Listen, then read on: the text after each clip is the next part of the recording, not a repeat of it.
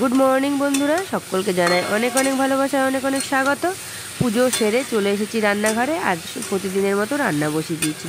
रान्ना तो करतेई हबे, रान्ना छाड़ा तो आर कोनो उपाय नेই। सकाले जल खाওয়ার হয়ে গেছে, পুজো হয়ে গেছে, ঘরের মোটামুটি গোছানো আছে, বিছানা গোছানো আছে, কিন্তু ঘর পরিষ্কার হয়নি, ফার্নিচারও মোছা হয়নি।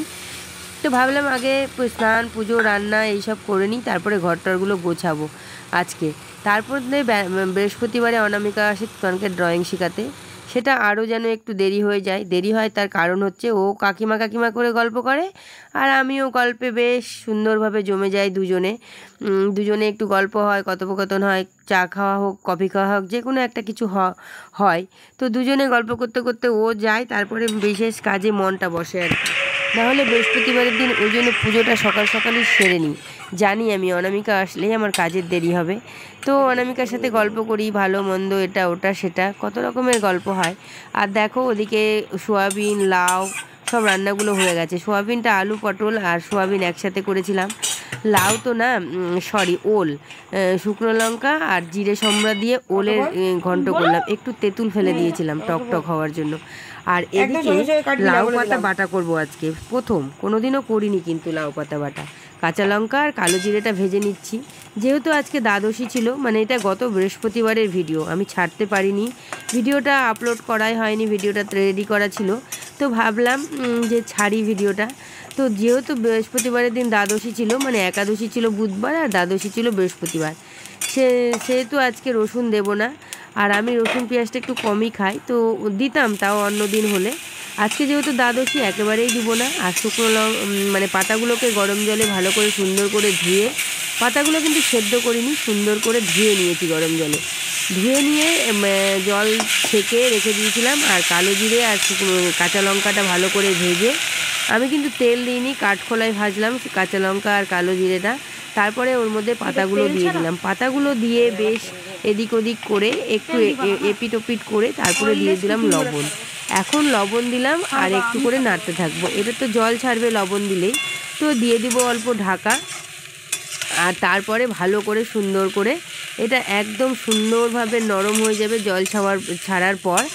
আর জলটাকে আবার আমি এখানেই কড়াইয়ের মধ্যেই শুকিয়ে নেব। তো শুকিয়ে নেওয়ার পর তারপরে হচ্ছে এটা শিলে বাটবো। তো দেখো জলটাও শুকিয়ে নিয়েছি একদম কড়াইয়ে, আর সুন্দরভাবে চলে এসেছি শিলে বাটতে। এখন আমি শিলে বাটছি সুন্দর করে। তবে আমার শিলটা না ব্যবহার করে ধারটা খুব একটা নেই, একদমই তো শিল ব্যবহার হয় না। ভাবছিলাম মিক্সিতেই করে নেব, কিন্তু কারেন্টও নেই, কারেন্ট চলে গেছে। খাবো কখন, 1:45 বাজে, খেতে তো হবে। ওর বাবা এখনই বসে পড়বে, কারণ স্নান হয়ে গেছে। স্নান করে ও আর বেশিক্ষণ বসে থাকতে চায় না। তবে সত্যি কথাই স্নান করলেই যেন খিদে পায়, যতক্ষণ স্নান হয়নি ততক্ষণ খিদে পায়নি। আর স্নানটা করা হলেই পেটে যেন বলে যে আয় আয় টেবিলে বস। তো দেখো এখন আমি লাউ পাতাটা সুন্দর করে বাড়ছি। আর আমার শিলটা হয়ে গেছে একটু ধার কম, ওই জন্য একটু শক্তি লাগছে বেশি। তো অনেক দিন পর, বহুদিন পর মানে বাটাবাটির কাজ করতে বসেছি। এর আগে একদিন পোস্ত বেটেছিলাম, তারপরে আর মানে হয়নি, বেশিরভাগটাই মিক্সিতে হয়ে যায়। তো ভাবলাম মিক্সিতে না করে শিলে বাটলে নাকি বেশি টেস্ট হয়। তো আমি হচ্ছে কালো জিরে, কাঁচা লঙ্কা আর পাতাটা ভালো করে সুন্দর করে রেডি করে একদম শিলে বেটে নিচ্ছি। আর এই খাবারটা আজকে প্রথম খাবো। সত্যি কথা বলতে কি, সব কিছু তো মানুষ খায় না সব সময়। অনেক কিছুই খাওয়া প্রথম হয়, অনেক কিছু যাওয়াও প্রথম হয়, অনেক কিছু কেনাকাটাও প্রথম হয়। আমরা বলি না যে এই জিনিসটা আজকে আমি প্রথম কিনলাম বা এইখানে আজকে প্রথম যাচ্ছি, ওরকমই আজকে প্রথম লাউ পাতা বাটা খাবো। লাউ পাতা বাটা কোনোদিনও খাইনি, তবে সবাই রসুন দিয়ে বাটে, আমি এমনিই বাটছি। শুকনো খোলায় কালো জিরে আর কাঁচা লঙ্কাটা ভেজে তারপরে পাতাটাকে ভালো করে সুন্দর করে বেটে নিয়েছি। আর এখন বেটে নেওয়ার পর তেল গরম করে সুন্দরভাবে পাতাটাকে দিয়ে দিলাম তেলের মধ্যে। বেশ পাতাটাকে এখন সুন্দর করে তেলের মধ্যে একদম কষিয়ে নেব। কষিয়ে নিয়ে তারপরে ভাত দিয়ে সবাই মিলে খাবো। তবে ওর বাবা খেতে বসে পড়েছে, ওর বাবা যাবে কাজে, ওই জন্য বললো আমি ওই সবার পাতাটাতে খাবো না, তুমি আমাকে যা রান্না করেছো তাই দিয়ে ভাত দাও।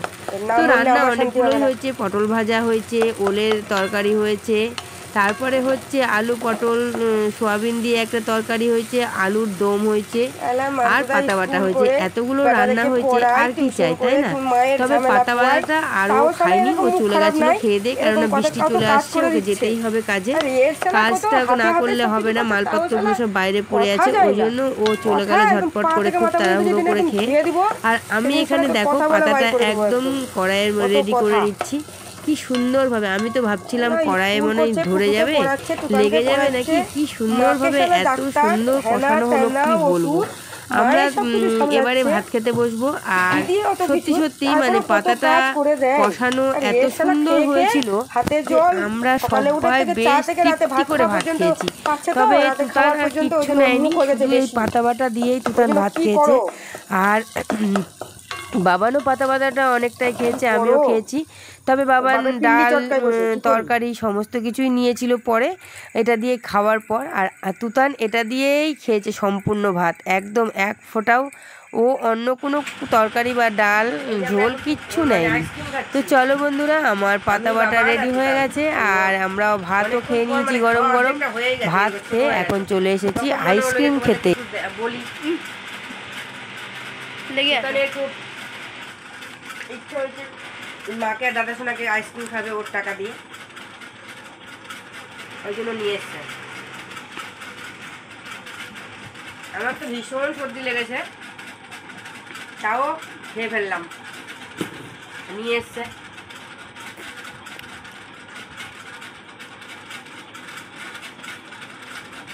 তো এখন হচ্ছে ভাত খাওয়া হয়ে গেছে আমাদের, এখন বাজে 3টে। এখন গ্যাস পরিষ্কার করছি, টেবিল পরিষ্কার করছি। ওই এক হাতে আইসক্রিম খাচ্ছি, এক হাতে নুড়ি। তো আজকে ঘর পরিষ্কার করা হয়নি, আজকে স্নান পুজো বৃহস্পতিবারের পুজো সব কিছু করে টোরে রান্নায় ঢুকেছি। রান্না হলো, খাওয়া দাওয়া হলো, অনেকগুলো রান্না হলো। পদ বেশি হলে রান্নাতে সময়ও বেশি লাগে। চলো কাজগুলো করবো এখন, ঝটপট করে ঘরগুলো গুছাই। তুতানের আবার পড়তে যাওয়া আছে বিকালবেলা, আমি আর তুতান আবার যাবো। তো ঝটপট কাজগুলো করে নিই, মাসিও চলে আসবে বাসন মাজতে, আমি আমার কাজগুলো কমপ্লিট করি। চলো পরে দেখা হচ্ছে আবার।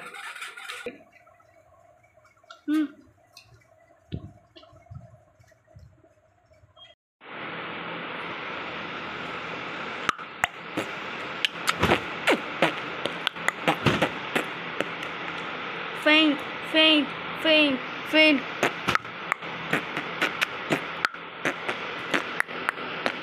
Mangoes, mangoes, mangoes, mangoes, mangoes.